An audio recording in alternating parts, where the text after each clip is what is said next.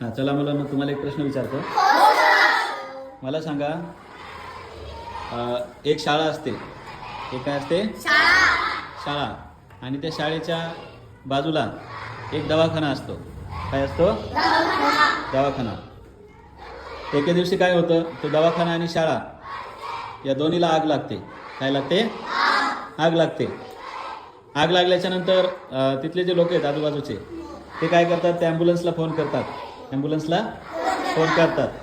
Ambulance आल्याच्या नंतर मला आता हे सांगायचं आहे की ॲम्ब्युलन्स आल्याच्या नंतर सर्वप्रथम ॲम्ब्युलन्स म्हणजे कोणत्या इमारतीची आग विझवेल, शाळेची का दवाखान्याची?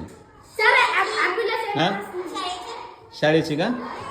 आणि दवाखान्याची नंतर काय येणार नाही?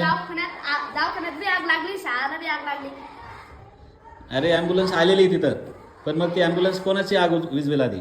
दवाखाना. का बरं? सर दवाखान्यामध्ये पेशंट असेल. दवाखान्यामध्ये पेशंट असतील, तर शाळेत पण मुलं असतील ना? हो. शाळेत पण मुलं असतील ना?